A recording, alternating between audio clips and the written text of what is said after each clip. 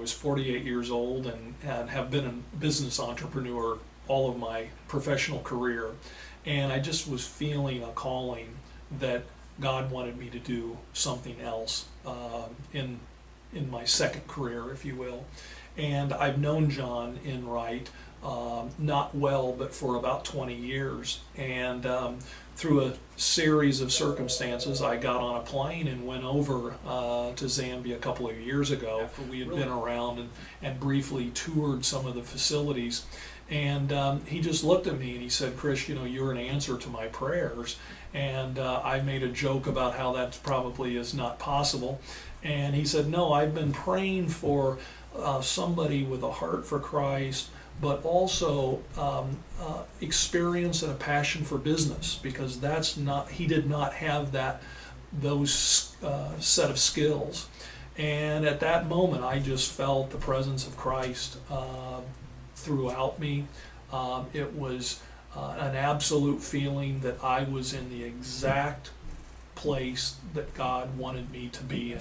Well, John Enright is a brilliant man with a heart for Christ, and he grew up as a missionary son in the Congo and has been living in Africa all of his life. John has a great vision for what he has been called to do and what God is leading him to do, and that probably is his greatest strength. That and his tireless energy, his focus and commitment on Africa, his understanding of the local cultures, the languages, the governments. He really has a thorough, hands-on understanding of what's going on. Yes. So his weaknesses, Gary, is just his lack of experience in hands-on business development. He just frankly has not done this. They don't teach this in seminary, and so he just does not have any experience in how to create and plan and budget and manage business entities. My entire professional career has been as an entrepreneur, and for the last 20 years or so, I've been involved in over a half a dozen startups. And so I have had experience in building small businesses. And so that's the skill set that I want to try to bring to Zambia and to what John has started over there. Yeah, through a number of startups, I really appreciate what is happening over in Zambia, and that everything costs twice as much as you think it is. It takes twice as long to develop as you hope for. And just managing that startup can be very difficult.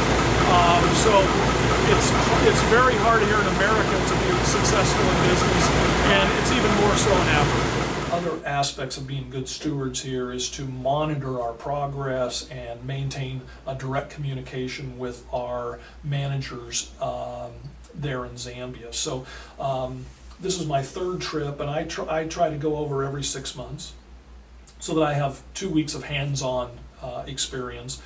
Then I'm on the phone probably at least every other week, if not every week, with the Zambia managers, discussing specifics of what has happened since the last time.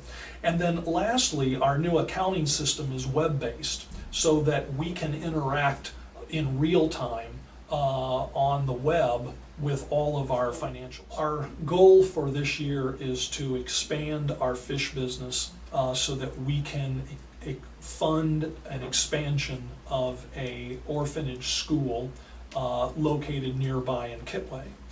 Our bigger goal, though, is to continue that expansion all the way up into a secondary school where we are providing the basic funding for those schools, but we're able to take a young child and educate him, bring the kingdom of Christ to him, and ultimately train him in an occupation as well.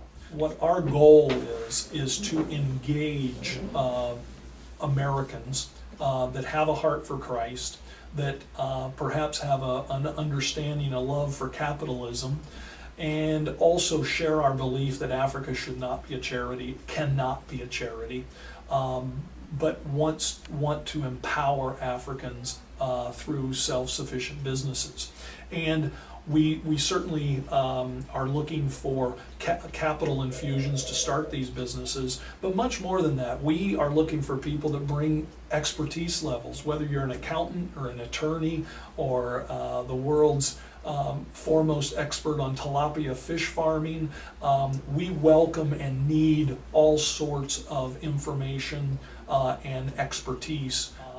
And on an ongoing basis, engage these same people with results of what we're doing, where we need to improve, how we've improved, the impacts we're having, and also share our frustrations as well, to really engage people in what the real world is in Africa. And it has been an absolute joy and my pleasure to be engaged, in my case, in Zambia.